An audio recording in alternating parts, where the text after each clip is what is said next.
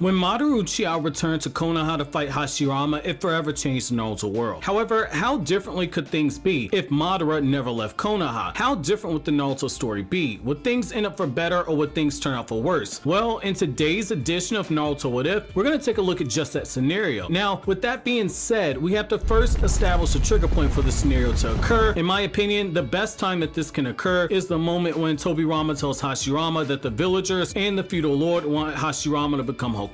After seeing that his wish for Madara to be Hokage had failed, this is where the change would occur. Before Madara is able to leave, Hashirama would insist that he would only become the Hokage on the condition that Madara be appointed as his advisor and already agreed upon to be the next in line to be Hokage. Hearing those words would be enough to make Madara pause for a faint moment, which would allow Hashirama to turn to see Madara outside the window. Hashirama would be able to speak with Madara one-on-one before Madara left. Hashirama would tell Madara that while the villagers in Tobirama didn't yet see in Madara the man that Hashirama knew him to be, Hashirama would tell Madara to stay in the village, work to change the perception of himself that people had about him, help Hashirama build the village that both of them dreamed of, and Hashirama would commit to making Madara the second Hokage. Given that the feudal lord specifically wanted Hashirama as Hokage, I could see Hashirama using this as leverage to get it cemented that Madara would be a lock-in for the second Hokage, stating that Madara was also one of the founders of the village and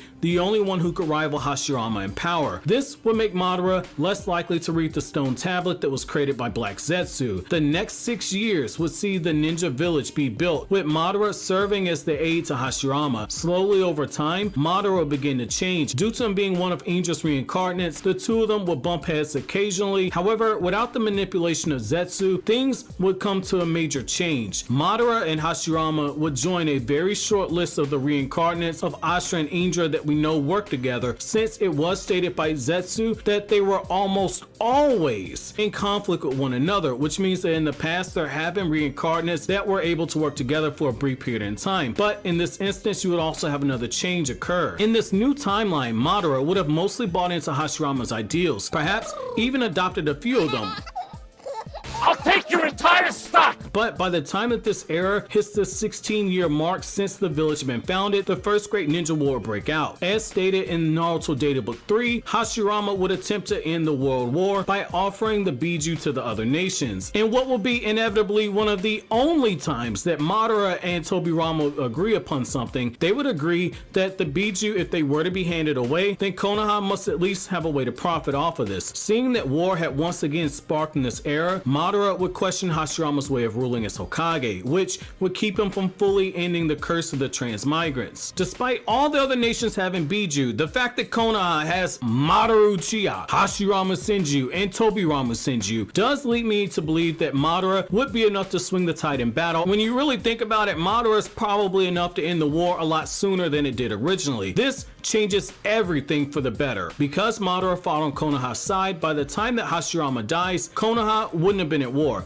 Madara would have been viewed as one of the heroes of the war, effectively putting most of the distrust behind him. Also, with his dying breath, Hashirama would tell Madara what he did when he first asked him to be Hokage, which is to protect the village and to consider them all to be his family. He'd say that everything up until now was to prepare him from the position of Hokage, and that it was now time for Madara to show everyone that he was the man that Hashirama knew him to be. Upon Hashirama's death, things would shift drastically. Madara, while influenced by Hashirama over the years, wouldn't be as militaristic as he was in his original timeline. Madara would still be very aggressive in dealing with the other great nations. The next 20 years would see Madara aging into his 60s, ruling over Konoha. Madara's face would be etched into the Hokage monument alongside Hashirama Senju. Tobirama would have continued to train Hiruzen until Hiruzen was able to lead his own team, and this also means that it's possible that Madara, now being viewed as a hero and now as the Hokage, that Danzo never grows hatred for the Uchiha. Tobirama being alive also means that he's able to stick around to train Tsunade when she becomes a Genin 2 years after the first Great Ninja War, when Tsunade turns 6 years old. This also opens up the door for Tsunade during the 20-year gap between the first and second Great Ninja War to be taught the Flying Raijin with Tobirama's help, and Tsunade will become drastically more proficient with water release, which we do know that she has an affinity for due to Naruto Data Book 4. Madara likely would have blessed some random woman with the Uchiha Greatness no Jutsu, and he would likely likely start a family with her and he would produce an heir. This would change Fugaku Uchiha's status, since Fugaku would not be groomed to be the next clan leader, making Fugaku just another Uchiha. However, since we know that Fugaku would go on to become a ninja who was called a generational talent by Danzo, mentioned in the same breath as Minato, I could see Madara taking an interest in Fugaku. This is where another drastic change occurs. Just as Tobirama would have made Tsunade drastically more powerful since she'd be able to combine the flying Raijin with her chakra enhanced punches, Madara would take out time to boost Fugaku's skill level several tiers. And this is really important when you consider how strong Fugaku is stated to be. Just to be clear, Fugaku, as mentioned earlier, was already a very powerful ninja, and the elders flat out refused him to be anywhere near the battlefield during the Kyuubi attack because they feared his Sharingan was powerful enough to control the Nine Tails. However, Itachi in his prime on the night of the Uchiha massacre directly stated that he wasn't sure he could defeat Fugaku in a battle given how freakishly strong Prime Itachi was, which we saw glimpses of his power when he was in Edo Tensei revived at less than his full power, being able to hold his own with KCM Naruto and directly stop a couple of attacks by EMS Sasuke and completely dismantle a fully healthy Nagato in moments. Fugaku would be incredibly more powerful here than he was in the original timeline. Madara, only using Genjutsu, was able to train Obito, someone who's considered to be a dunce of the Uchiha clan. He was able to bring Obito up to a level where he could fight against Minato. That also is a reflection of how good of a trainer Madara is in my opinion. Madara would continue to train Fugaku alongside Madara's own son. By the time that the 20 years since the war hits and the Second Great Ninja War would start, I do believe that just as Hiruzen Sarutobi did start the Second Great Ninja War, I also believe that Madara would have started the Ninja War as well. Now, this is where some major changes occur. Konoha is going to be significantly more deadly in battle than ever before, and I'll break down for you guys why. So, Tsunade being significantly more powerful means that Hanzo is likely killed when he challenges the legendary Sani. A 19-year-old Fugaku Uchiha will be fighting alongside Madara's son, terrorizing enemy ninja on the battlefield, with Fugaku gaining the nickname Wicked Eye Fugaku Uchiha during the Second Great Ninja War instead of the Third Great Ninja War. Now, going a step further, just as ninja were said to fear Fugaku during the Third Great Ninja War because of his genjutsu, like stated in the Itachi Daylight novel, Fugaku likely gets a do not engage order placed on his name, especially when he inevitably unlocks his Mangekyo Sharingan during this war. Now, most importantly, since Hiruzen Sarutobi would not have been a Hokage at the time, a 42-year-old Hiruzen Sarutobi would likely emerge out of the war with the most name recognition out of anybody that fought in it. At age 42, Hiruzen would still be in his prime, albeit he'd probably be on the back end of his prime, which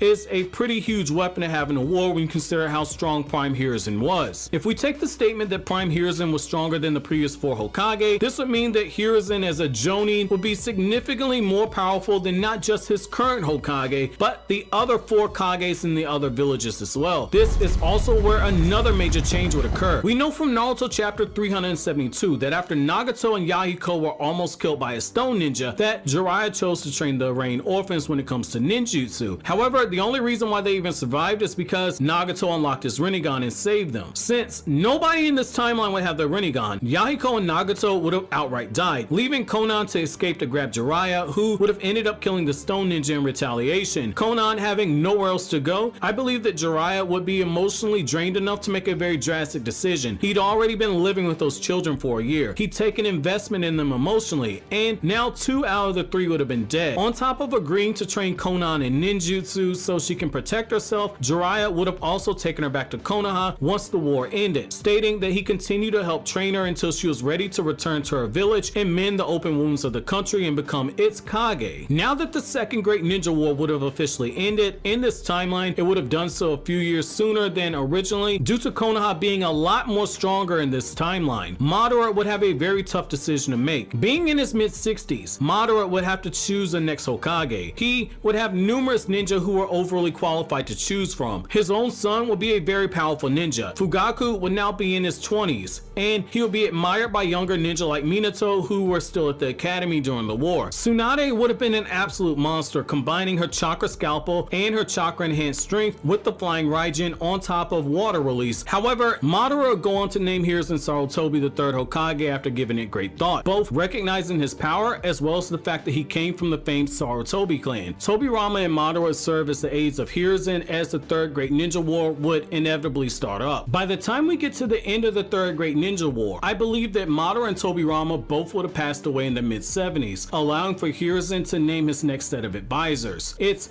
very likely that the White Fang still goes on to kill himself in this timeline. Now, this also leads to another major change. When Obito's crushed by the boulder, his story would come to an end. There will be no Madara Uchiha waiting in the shadows to seduce Obito. Instead, Zetsu would have to wait for the next set of transmigrants to be born. And this is where another massive change would occur. Naruto would grow up with both of his parents, which by default means there never would have been a Kyuubi attack, which means the Uchiha clan never get blamed, which means that there's never a coup d'etat that gets planned, which also means that Itachi never massacres the Uchiha clan. Also, Konan likely would have left Konoha after the Third Great Ninja War to bring about peace to the Rain Village, likely overthrowing whoever it was that took up Hanzo's mantle. Now, the changes continue as we get closer to the events of Naruto Chapter 1. When we look at the retcon that was made in the manga about when Orochimaru left Konoha, where it was directly stated in the early parts of the manga that Orochimaru left Konoha after Minato was named the Hokage, and later on in the manga it was changed to 7 years after the event happened, which we do know from Naruto chapter 583, where Kabuto says that he left the orphanage 5 years ago, and in Naruto chapter 584, Orochimaru states that he just recently left Konoha. I believe that Hiruzen still would have had someone go after Orochimaru, if not lead the charge himself, though I believe that there is a strong chance that ninja like Minato and Fugaku are tasked with keeping an eye on Orochimaru once the rumors reach Hiruzen Sarutobi. If this happens, under no scenario is Orochimaru not being killed. Now, due to Danzo growing up in a much different timeline, it's possible that Danzo never forms root, which means that Kabuto grows up in the orphanage. Now, due to Naruto having both of his parents, Naruto's likely a lot more skilled, knowing Uzumaki's sealing jutsu, potentially the flying Raijin, and without the Kyuubi, Naruto would have better chakra control at his disposal. This means he never fails the academy 3 times, which also means that he graduates a lot sooner. Naruto still likely has a rival in Sasuke due to the Ashura and Indra effect. This means that Naruto graduates before Team 7 and is placed on another team. Elsewhere in the village, Madara's grandson is likely to graduate from the academy at the same time as Sasuke and Sakura. At this point, Naruto likely takes and passes his first Chunin exams before these events happen. Naruto is likely in the audience watching as Sasuke and Madara's grandson demolish most of the competition during the Chunin exams, which is exactly what have happened,